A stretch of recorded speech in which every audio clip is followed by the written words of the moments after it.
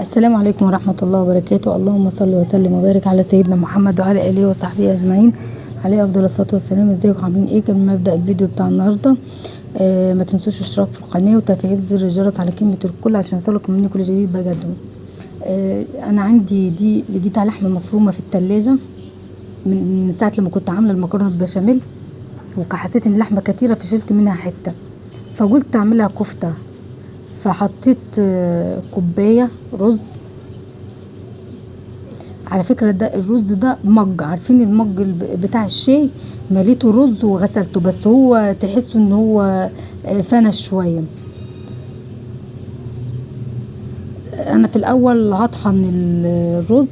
انا عايزه اقول لكم بقى اللحمه دي يعني اقل من نص كيلو،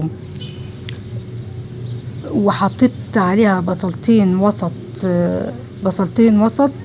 وحطيت خضره وشبت، وانا مش بحب احط لها توم، بحط لها توم باودر، يعني بحط لها توم العادي بس. وبحب احط لها كيس فيجيتار، لو انتوا عايزينها مشطشطه يبقى هاتوا فيجيتار حار بالشطه، لو انتوا عايزينها ما فيهاش شطه هاتوا فيجيتار العادي، بس بجيب كيس برضو فيجيتار. فانا طحنت الاول اديت طحنه كده للرز، وبعد كده هضيف عليها اللحمه. اما اوريكم الموتور بحطه ازاي. بصوا اهو، هضيف البصل.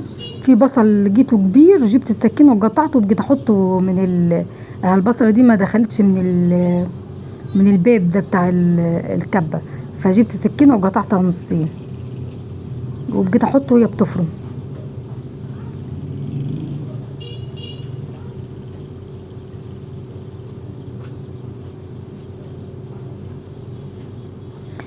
الصراحه انا اديتها، يعني بصوا اديتها وشين الكفته، يعني انا خلطت المكونات وحطيتها واديتها وش، وبعد ما طحنتها حسيت ان الرز لسه ما يعني شويه ان هو يعني ناشف او ما اتفرمش حلو، فرجعت حطيتها تاني، بس مش الكميه كلها، بحط نص الكميه واطحنها حلو في الكبه، واروح حاطه النص التاني، احوش النص اللي اتطحن واحط النص التاني.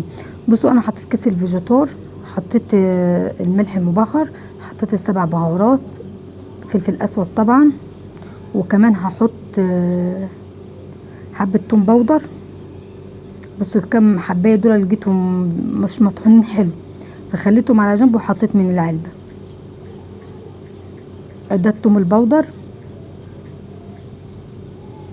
بس، وطحنت وتفرم بقى الكفته معاكي حلو قوي. هنا جبت حله،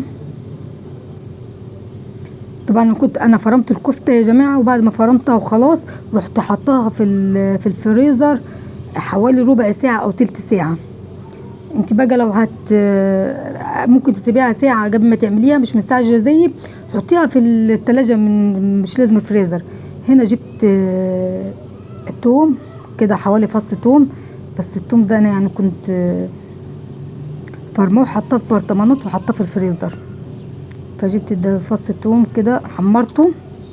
احلى طريقه للكفته فص توم كده صغنن وحمريه وانزلي عليه بالبصله، والله ودوق الدمعه بتاعت الكفته والكفته بالطريقه ديتي. بصوا انا كنت عشان معليه البوتاجاز على الاخر، كانت الحله خلاص هتتحرق مني. بصوا ادي الكفته اهي، انا زي ما قلت لكم سبتها من ربع ساعه لتلت ساعه في الفريزر. ادي الكفته اهي طلعتها، حطيت في طبق شويه زيت. صراحه طلعت بره في الصاله قعدت حطيتها على الترابيزه وقعدت بقى ايه صبعتها، لان الجو النهارده حر جدا.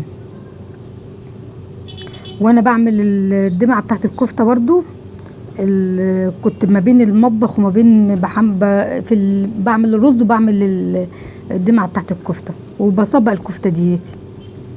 بس كنت لما اطلع بره اخد نفسي شويه، بس هكمل انا الباقي كده اهو. انا صبعتها كلها، في من ولادي اللي بيحبوها مصبع، وفي اللي بيحبوها الكور.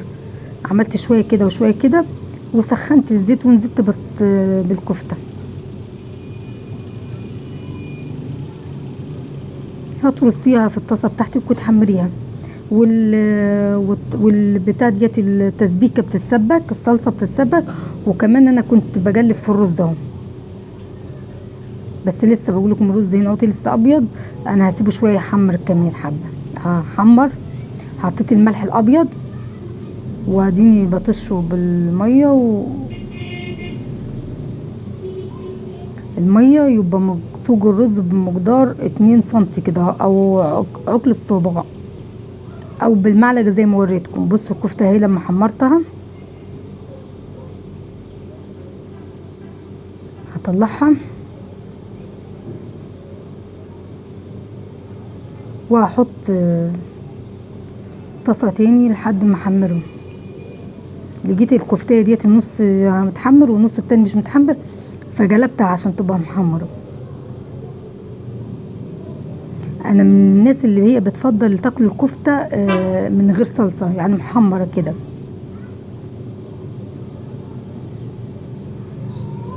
اهو شايفين. هعمل بقى طاسة تاني وحمرها. انا كده طبعا الحلة عندي كانت هتتحرق لان انا كنت معليه البوتاجاز عشان كنت متأخرة.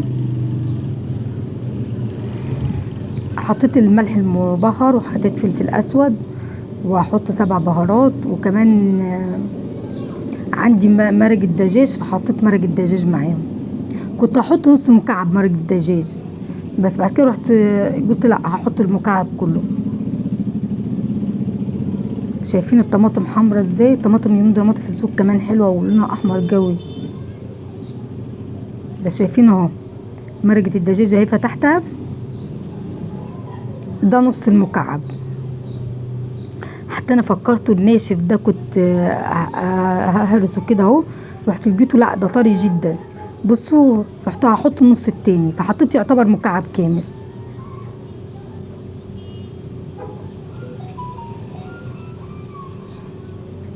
جلبتها كويس عشان اتاكد ان مرقه الدجاج كمان دابت مع الصلصه. بصوا ادي الكفته اهي، شايفين شكلها كان طعمها حلو جدا ومقاديرها مظبوطه زي ما بقول لكم. طبعا عشان ما كانش عندي شوربه فحطيت مرقه الدجاج وقلت ازودها بميه بس، وهسيبها تغلي شويه. وكان الرز وطيت عليه خالص وهيكمل الطيبان او الطيبان بتاعه او السوا بتاعه. بصوا دي معلقه السكر ضروري يا جماعه بالنسبه للكفته بالذات. حطوا لها كده ايه ربع معلقه صغيره بتاعت الشاي كده اهو صغنونه السكر، هتفرق جدا. شايفين الرز ما شاء الله كان مفلفل وكان جميل جدا. وادي الدمعه كانت تجيله وبصوا حمرا ازاي. والله الكاميرا ظلموها، هي كانت حمرا خالص. ادي الكفته اللي مش ناشفه سبتها. شايفين الدمعه حمرا ازاي.